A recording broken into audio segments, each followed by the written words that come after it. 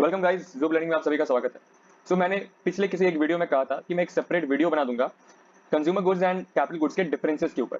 Here I am with the video and please watch this video till end and I hope you will love it. Without any further delay let's get started.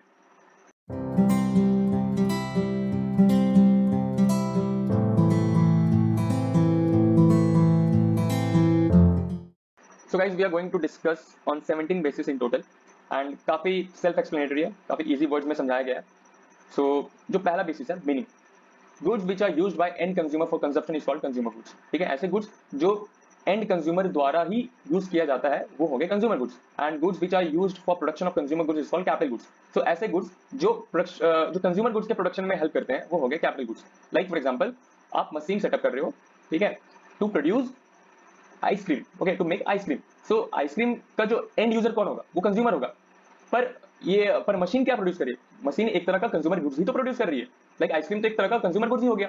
So that is why capital goods which are used for production of consumer goods is called capital goods. ठीक है, if we differentiate on the basis of marketing model, so consumer goods का जो marketing model होता है वो business to consumer होता है, which is B2C, and capital goods का जो मार्केटिंग मॉडल होता है वो बिजनेस टू बिजनेस होता है। So if we differentiate on the basis of production capacity, so consumer goods do not help in raising production capacity, whereas capital goods, they promote production capacity. So on the basis of users or buyer, so the user are final consumer for consumer goods, and whereas capital goods का जो user होता है और manufacturer या फिर producers कह लो आप, ठीक है। If we differentiate on the basis of expected life, so most of the consumer goods except durable goods have limited expected life, whereas capital goods, they have their expected life is generally higher than 1 year.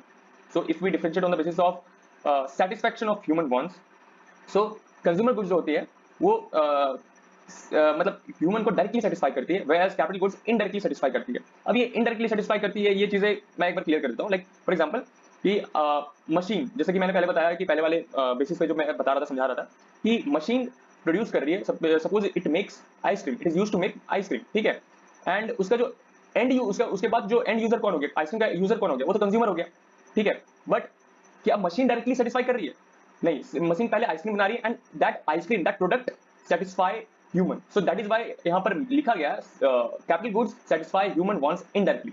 Okay, so okay, एक और चीज छूट गया। Consumer goods को हम लोग consumption goods भी कहते हैं, where the producer, like capital goods को हम लोग प्रोड्यूसर्स फिक्स्ड एसेट भी कहते हैं। अब फिक्स्ड एसेट क्या, क्यों हम लोग कहते हैं? क्योंकि देखो, प्लांट हो गया, यानी कि लाइक फैक्ट्री सेटअप आप कर रहे हो, मशीन आप सेटअप कर रहे हो, तो यार आप लंबे समय के लिए कर रहे हो ना, ठीक है। तो इसीलिए यहाँ पर इसको प्रोड्यूसर्स फिक्स्ड एसेट्स भी कहते हैं। So now if we differentiate on the basis of expenditure, so the expenditure of consumer goods is known as consumption expenditure, whereas capital goods के ऊपर जो expenditure होता है उसे हम लोग investment expenditure भी कहते हैं। So now if we differentiate on the basis of pricing, so जो consumer goods होती है it is generally cheaper, whereas capital goods जो होती है वो costlier होती है। So on the basis of objective, consumer goods are bought for personal consumption, whereas capital goods are bought for producing other goods, ठीक है। डिमांड का अगर बात करें, डिमांड के बेसिस पे, this goods have a high demand. Consumer goods की demand high होती है, कैपिटल गुड्स की डिमांड कंपैरेटिवली लो होती है। And consumer goods are meant for final consumption, यदि हम लोग कैपिटल गुड्स को देखें तो capital goods are meant for final investment. So if we differentiate on the basis of interdependency, so the production of consumer goods depends on capital goods, ठीक है। अब ये कैसे, मतलब कंज्यूमर गुड्स का प्रोडक्शन कैपिटल गुड्स के ऊपर कैसे डिपेंड करता है? देखिए, अगर आपके पास आइसक्रीम बनाने वाली मशीनें ज्यादा होंगी तो आप, जाहिर सी बात है, आप ज्यादा आइसक्रीम बना पाओगे। आइसक्रीम बनाने वाली मशीन क्या होगी? वो कैपिटल गुड्स के कैटेगरी में आती है। एंड वेयर एज आइसक्रीम जो हो गया वो कंज्यूमर गुड्स के कैटेगरी में आती है। इसीलिए कहा गया the production of this goods depends on capital goods. Whereas capital goods जो होती है वो किसी के मतलब कोई कंज्यूमर गुड्स के ऊपर निर्भर नहीं करती। If we differentiate on the basis of price determination, consumer goods का जो प्राइस होता है are determined by the suppliers, whereas capital goods का जो प्राइस होता है they are determined by the companies, वो कंपनीज जो कैपिटल गुड्स को प्रोड्यूस करती है, जो उनका जो मैन्युफैक्चर करती है। अगर कंज्यूमर गुड्स का प्रोडक्शन ज्यादा होगा it will raise the standard of living of the people, whereas capital goods का अगर प्रोडक्शन ज्यादा होगा it will leads to raising the future growth of the economy. If we differentiate on the basis of storage, जो consumer goods का storage होता है वो mainly घर पे ही हम स्टोर करके रखते हैं, वेयर कैपिटल गुड्स जो होता है वो mainly warehouses and inventory में ही स्टोर करके रखा जाता है। एग्जांपल देखिए कंज्यूमर गुड्स का, तो क्लोथ हो गया, शूज हो गया, फर्नीचर हो गया, एक्सेट्रा, वेयर कैपिटल गुड्स का एग्जांपल हो गया मशीनरी, टूल्स, बिल्डिंग।